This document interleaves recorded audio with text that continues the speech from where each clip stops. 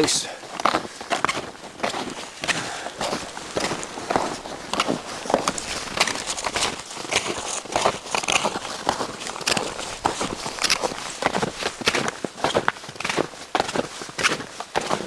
Auchterhouse Hill.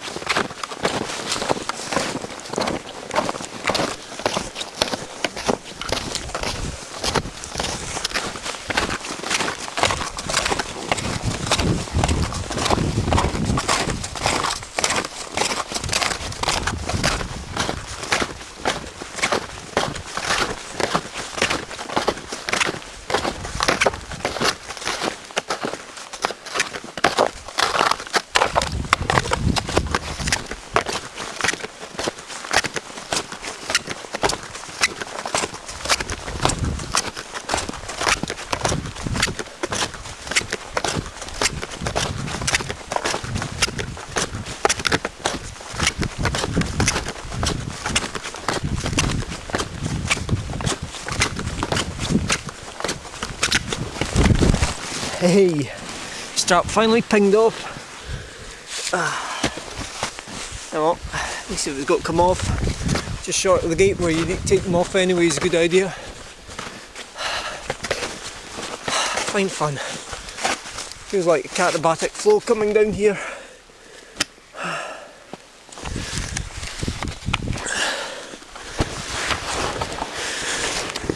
A bit of a squeeze. This is all been replaced in the last year or so. A little bit was falling apart. Yep, definite wind in the face, so cold air sliding down the hill. So I'll pack up the camera, hike up to the top and see what the flying's like. But probably won't come down in bottom land. High risk of katabatic on landing.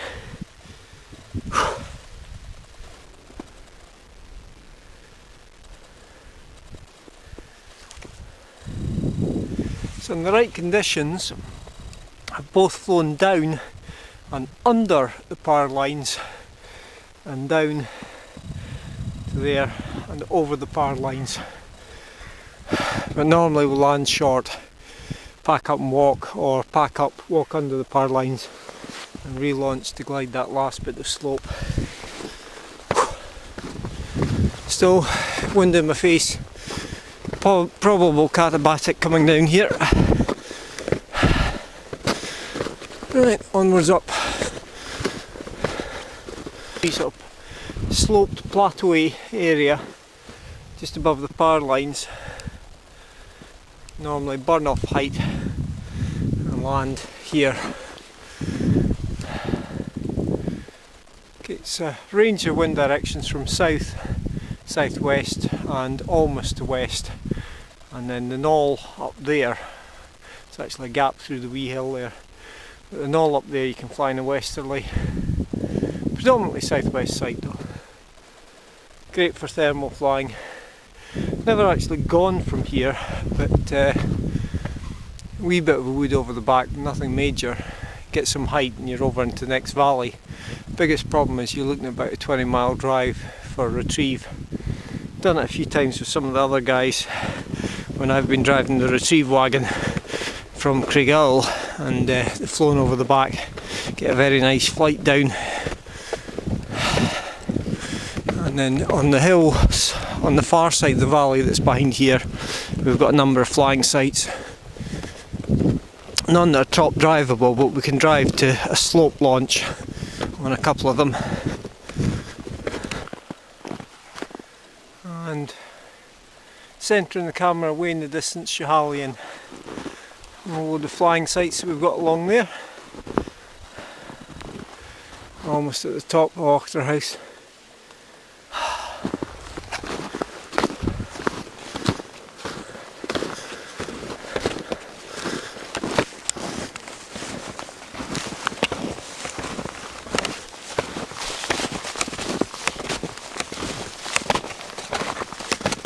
Trees crowning top of the hill.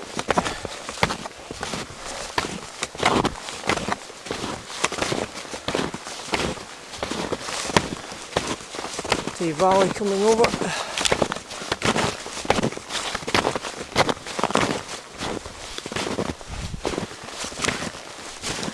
And Dundee and Maltese.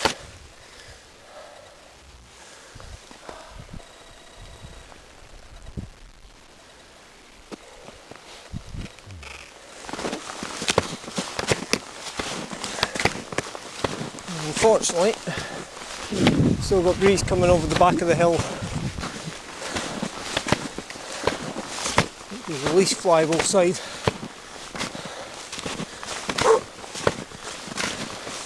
So this is one of the normal launch points.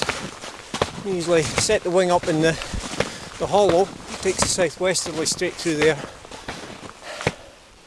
Step the wrong way and use the wing to jog you up to here for takeoffs, and then carve along and up and top land between the trees.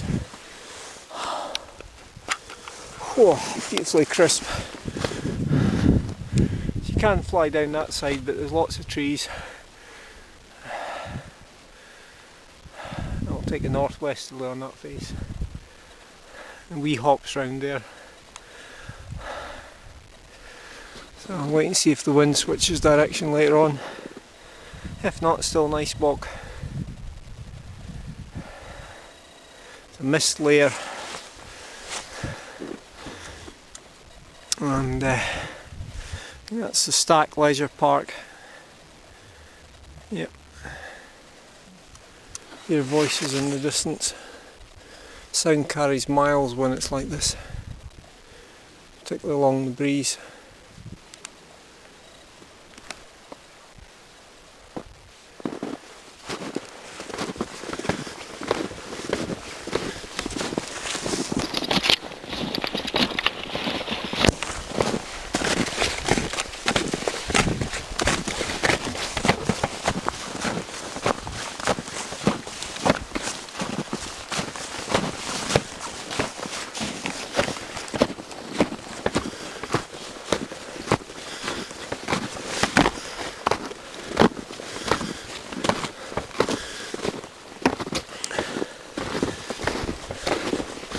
I think this was one of the many old hill forts at the top there, if I remember rightly.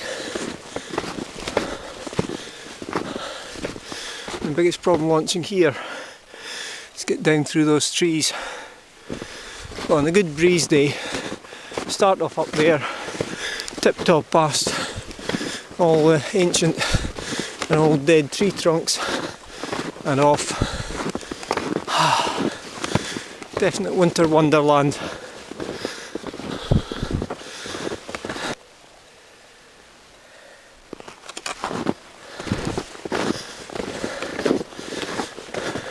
And the next hill along, which we'll be able to see in a minute or two, before the Radio Master Craigowl, is Balkello. And in the early days of flying for Dundee area, friend Roland Park owned the hill. And it was a great top drivable site all the way up to the monument that's now a memorial, but they put it up while he was still alive, for the blind man of Dundee Hills, Sid Scroggie.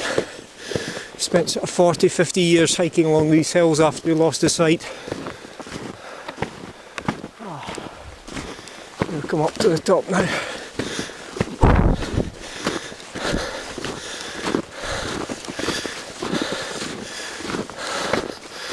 And the main launch point, where it's nice and soarable.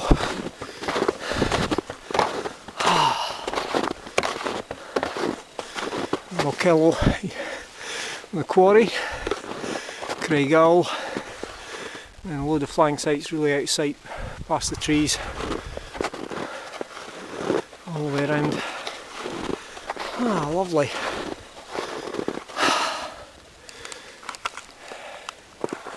Cold and chilly, but very nice. It's still coming from the north-east, so that's the wing laid out perfectly there for the wind. And down in the valley, smoke drift. We've still got westerly down there, so done a couple of wee flights just down that little bit there, hops really. Not strong enough to easily stand on the hilltop with the wing above you and then 180 around and off on the lee side, and it's not light enough, particularly with the deep powder snow down there, it's not light enough to be able to do even with skis, because it's too powdery and then there's a big drop off. It's not light enough to be able to get launched down. But one option I might go for, apart from walking down, is the wee low slope takeoff. There's a sort of hollow. You can pop the wing up facing that way, and sometimes it's possible to 180 around and off there because we don't have the trees, but 10% chance maybe. It works passably well if you've got a thermal day, because you stand there with the wing above you. When you feel it go soft, because there's a thermal tracking up the sunny side, then you're rounding off just as the wind changes or reduces. But day like today, I think I'll be walking down in half an hour, maybe an hour's time. But it's just a nice day up in the hilltops. So, done a wee bit exploring and that's it. While playing about, sitting back in the sun, putting another snow angel.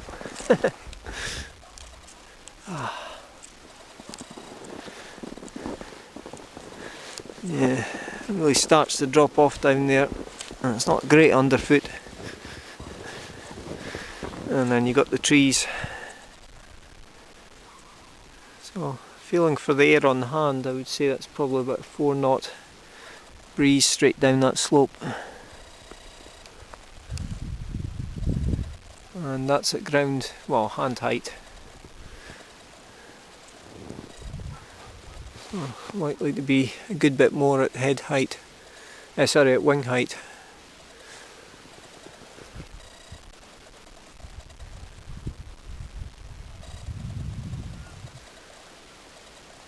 I'll put the chances of a takeoff in view of the tailwind as 1%, but just in case while I'm waiting, using the snowshoes, firmed down a nice runway. Now the smoke had been showing some indication of coming up this way about 10 minutes after the fire started. Bonfire down at the farm, it was so it looked slightly more optimistic, so we might get a change of air, and all it needs is for this wind to drop off, or for it switched round just for a couple of minutes, enough time to get the wing laid out, and then I'm off and down. If not, give it one attempt, which I wouldn't really rate much chance at, and then pack up and hike. But it's still a lovely day out, good bit of exercise. See this powder stuff, not the sort of thing to be trying to sprint through. But, I say the snowshoes are excellent for building the runways. I've used them before at East Lomond for the same thing. Right, features of these ones is there's an extra loop that's not normally used there, so you can cross strap and attach them together. Because the one thing about running is you really can't run to do successful launch with no wind in snowshoes. They tend to come off, and they're just not designed for sprinting, designed for plodding through long distances of snow. Anyway, give it a quick bash. Got the last of the sun on the hilltop, nothing much down there. Camera will be off but in the jacket, and if I get the chance, if miracle upon miracle I get a decent launch, then I might get 30 seconds of flying, but there's no way I'm going past unless it's under and with the sun in the face it's not a particularly good idea. There's no way I'm going past the power line, so it's likely to be 20-30 second top to bottom flight, allowing for sinking air and tailwind. Changes in the clouds there. Right, prep up. Sun just dropping behind the clouds. Could cause a change in the air, good or bad. Got this lot clipped to the side and set up. Camera off for the launch, tucked out of the way. And as I say, don't hold out too much hope, but hey, I've done harder launches than this. It's just it is quite a slip drop down there, albeit it's not cliff, it's a tumble. So we'll see what happens. But even with this, there's no way, and as soon as I got the wing up, and I got the wing up probably about a third of the way, wind just blew it straight over. So at ground level there's a gentle breeze down slope, but as soon as the wing's up, that's probably about 8-10 knots, and just no way could you get up the acceleration, run, get ahead of it, straight over. But no stepping, so I just stop to drop down, and it means the lines aren't over, no tangles, gather up and hike down.